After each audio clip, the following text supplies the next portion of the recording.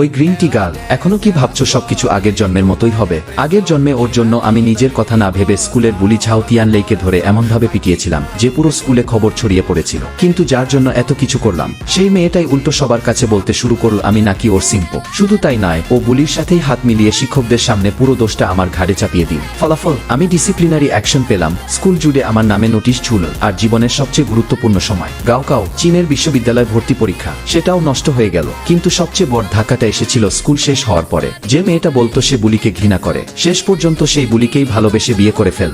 আর এবার আমি আবারও রিবার্থ হয়ে হাই স্কুলের শেষ বছরে ফিরে এসেছি। তাহলে কি আগের মতো আবারও ওর জন্য নিজের ভবিষ্যৎ, নিজের সম্মান সবকিছু ঝুঁকির মধ্যে ফেলবো? একদমই না। এই মুহূর্তে আমি দাঁড়িয়ে আছি হোমরুম টিচারের অফিসে। স্যার দুইজনের কথা মন দিয়ে শুনছেন, কিন্তু তাদের কথা শুনে আমার রাগের বদলে হাসিই পাচ্ছিল।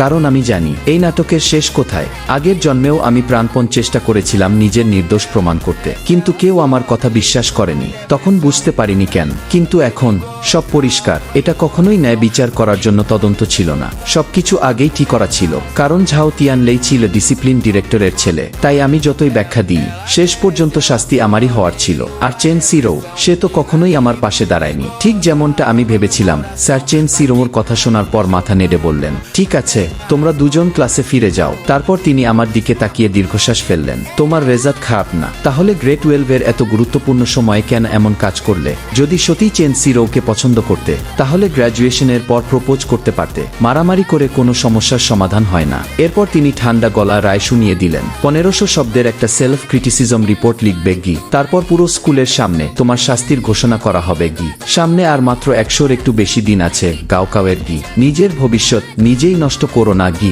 আমি শান্ত গলায় শুধু একটা কথাই বললাম, যদি আমি রিজেক্ট করি? পুরো অফিস এক মুহূর্তে নিশ্চুপ হয়ে গেল। স্যার অবিশ্বাসের চোখে তাকিয়ে বললেন, কি বললে? রিজেক্ট করবে? তুমি জানো তুমি কত বড় ভুল করেছো? মারামারি করাই অপরাধ, তাও আবার পরীক্ষা ঠিক আগে। ওদের পরিবার তোমার বিরুদ্ধে মামলা পর্যন্ত করেনি, এটাকেই সৌভাগ্য মনে করা উচিত গি। আর শুনে রাখো গু, তুমি রিপোর্ট লেখো বা না লেখো, পানিশমেন্ট হবেই গি।